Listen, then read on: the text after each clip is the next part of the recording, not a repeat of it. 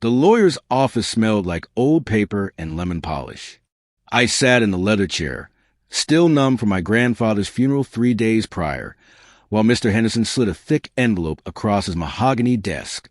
"Your grandfather was very specific about this property, Marcus," he said, adjusting his glasses. 37 acres, the original family homestead. Been in your family since 1952. I nodded, remembering summer visits to Grandpa Joe's place. The sprawling ranch-style house with a wraparound porch, the old barn he converted into a workshop, the trails winding through oak trees. It was a world away from my cramped apartment in the city. "There's something you should know," Henderson continued, his expression darkening. "About 5 years ago, the surrounding area was developed. They built a subdivision called Meadowbrook Estates right up to your property line, and they formed an HOA. "Okay," I said slowly.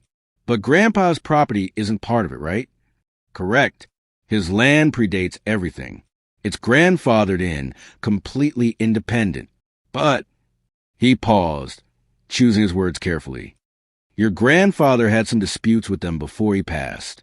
The HOA president, a woman named Patricia Coldwell. She's been rather persistent about certain matters. I should have paid more attention to that warning." Moving day arrived on a Saturday in late April.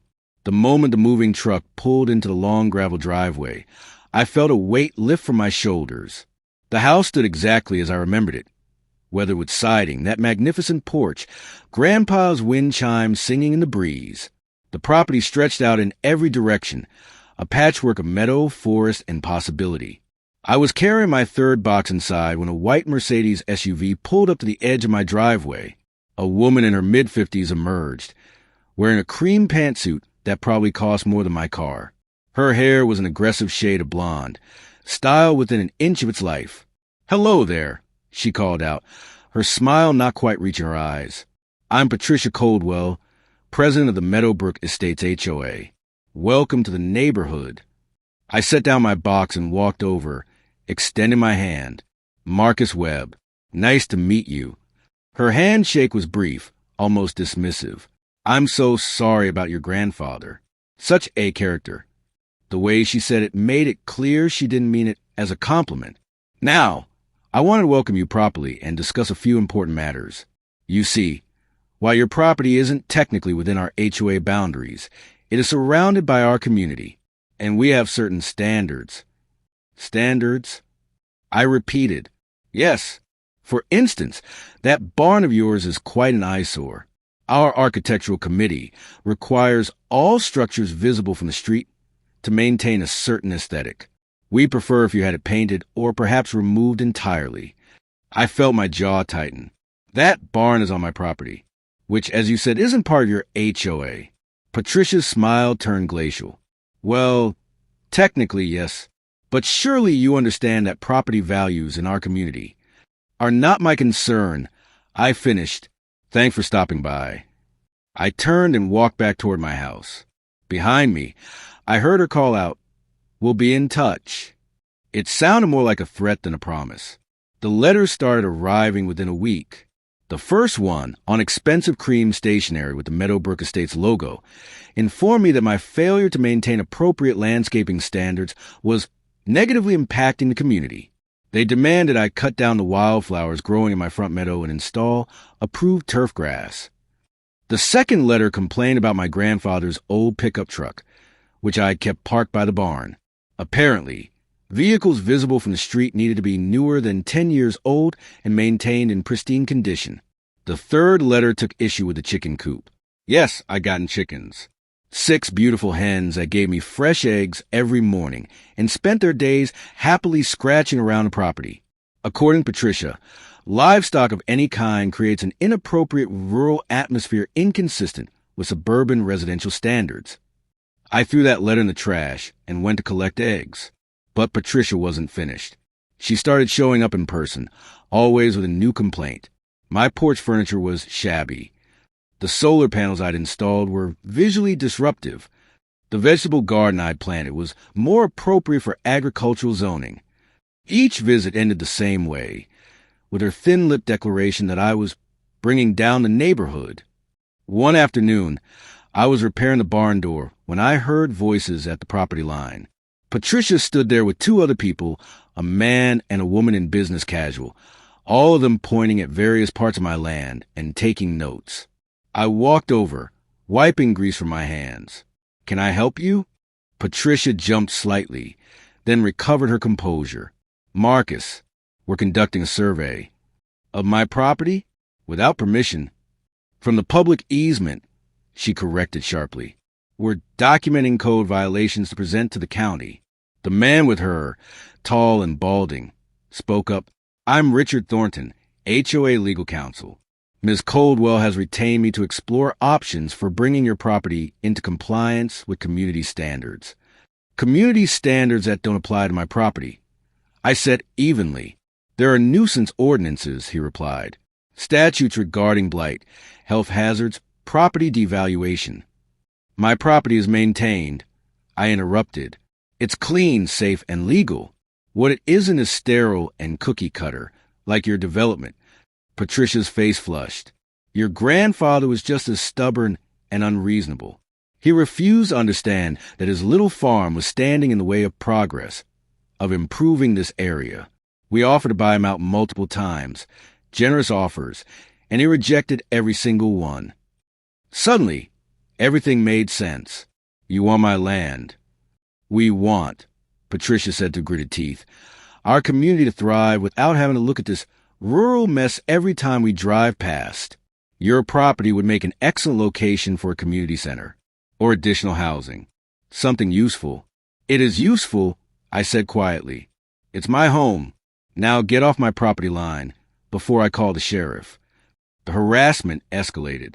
They reported me to the county for imaginary violations, all of which inspectors dismissed. They filed noise complaints about my rooster. I didn't have a rooster. Someone even called animal control, claiming my chickens were being neglected. The officer who showed up took one look at my happy, healthy birds and apologized for wasting my time. Then came the petition.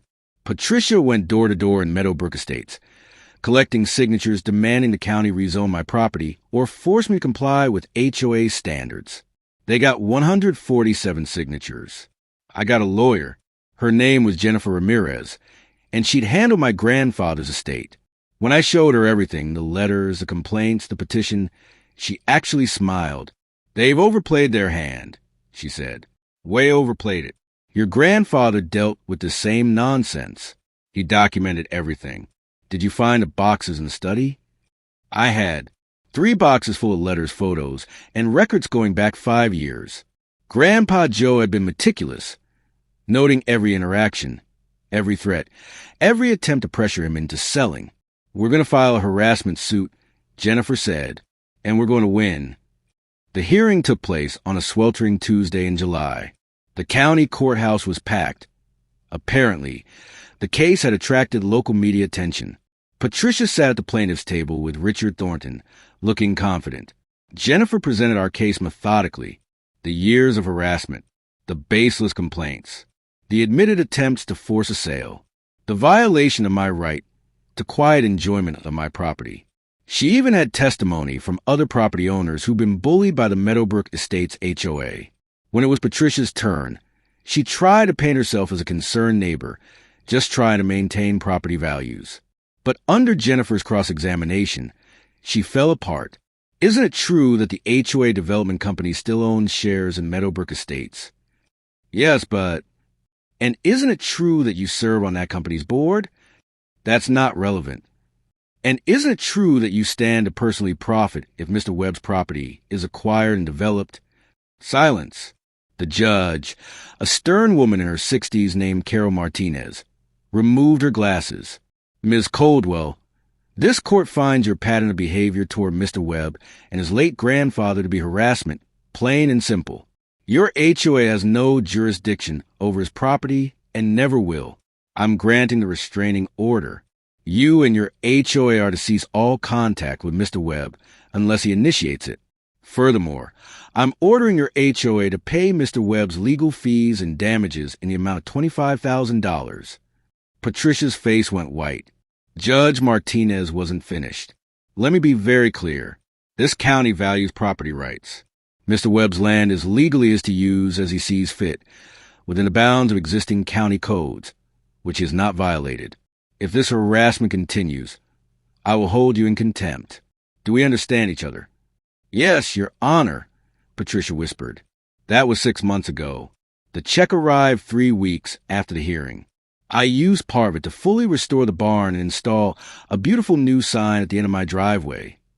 Webb Family Farm Estate 1952. Patricia resigned from the HOA shortly after. I heard she moved to another state.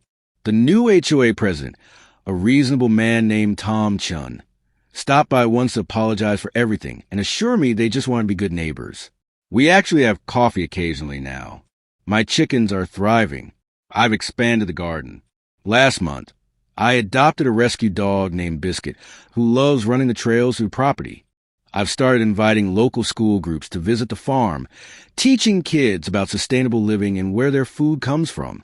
On quiet evenings, I sit on Grandpa's porch with a glass of sweet tea, listening to the wind chimes and watching the sunset over land that's been my family for over 70 years. I think about Grandpa Joe standing his ground against people who couldn't understand that some things matter more than property values and pristine lawns. This land isn't going anywhere. Neither am I. Some battles are worth fighting. Some ground is worth holding. And sometimes the best revenge is simply living well on your own terms, on your own land, in your own way. The chickens agree with me.